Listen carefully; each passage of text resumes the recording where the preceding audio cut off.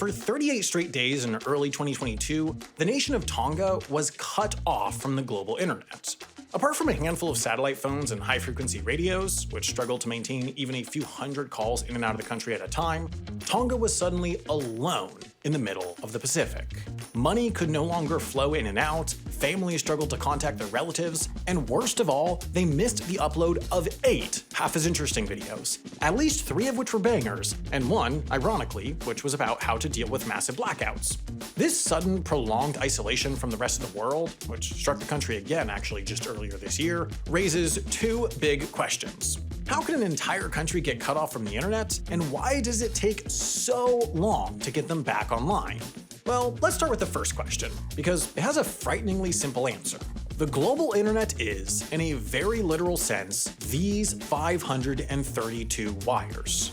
These are undersea fiber optic cables. They're about the size of a garden hose, sit along the bottom of the ocean, and carry 99% of all internet traffic in the world. There's a very small amount of internet traffic that is carried by satellites, mostly Elon Musk's Starlink, but based on my understanding of his customer base, that's mostly just dudes pitching awesome invention ideas in his Twitter replies. So essentially, a country's connection to the wider global internet depends almost entirely on its physical connection to these wires, which for most countries isn't a particularly perilous situation. If you look at the map of undersea cables, you'll see that almost every coastal country on Earth has at least a few, and sometimes a few dozen connections to the rest of the network. Iceland, for example, is connected by 4 different undersea cables. India is connected by 17. The US has built out somewhere around 88 of them, including one that seems to just ensure that Illinois and Michigan can spread gossip about Indiana without them listening. This infrastructure problem, however, starts to get considerably more complicated out here in the Pacific, where instead of herding their taxpayers onto a single landmass, these nations are sparsely populated and occupy dozens or hundreds of different islands. Tonga, for example, comprises 169 different islands spread out across 270,000 square miles and only has a population of about 100,000 people. With a population density that makes Wyoming look like the Super Bowl, you need to lay out a lot more extremely expensive undersea cable just to get the country connected.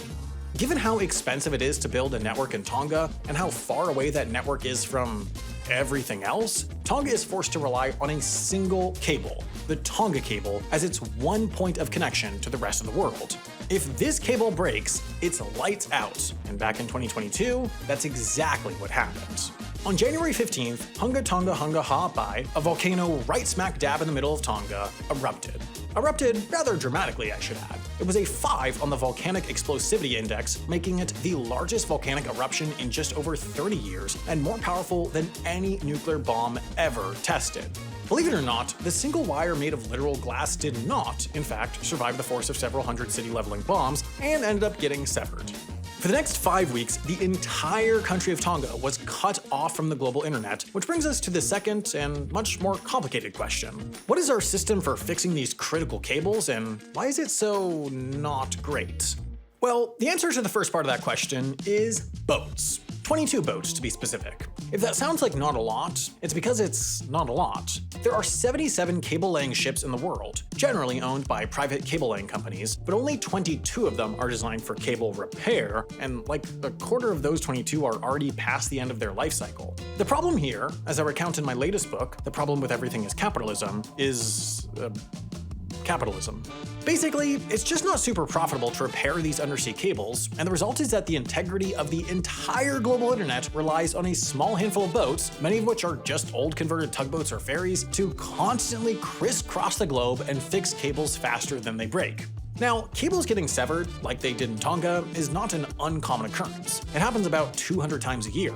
Sometimes they're broken by deep-sea fishing vessels, sometimes by cruise ships, sometimes by these crocodile sharks who have developed a taste for them, and sometimes they just break because entropy is a constantly growing force in our universe. Whenever this happens, one of these 22 boats needs to trace the exact point of breakage, sail over from wherever they are in the world, and fix it.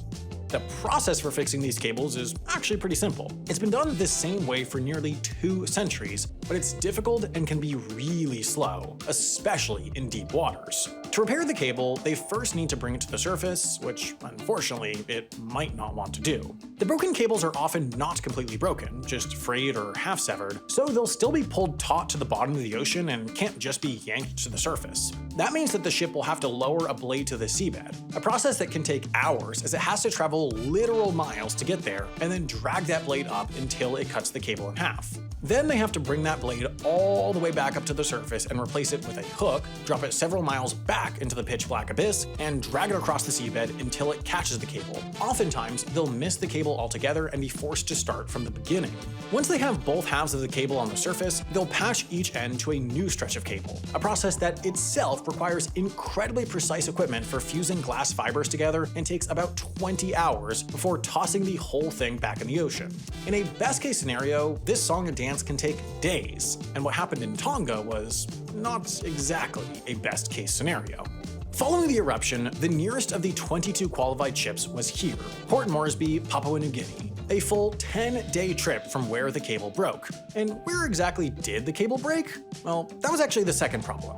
They didn't know. Usually this point is calculated by sending a signal down the cable and measuring how far it went before bouncing back. In cases where the cable was cut by a fishing vessel or hungry shark, it's pretty trivial to just go to the point that's that far along the cable's path and pull it up from there. But in this case, the eruption had moved the cable, in some sections several miles one way or another, so knowing that the break was, say, 50 miles down the line just meant that it was 50 miles in some direction from where the cable started. Now, I know what you're thinking. Sam, surely I could scour several miles of open ocean for a single fracture on a 1-inch wide cable in under 5 weeks. What took these dorks so long?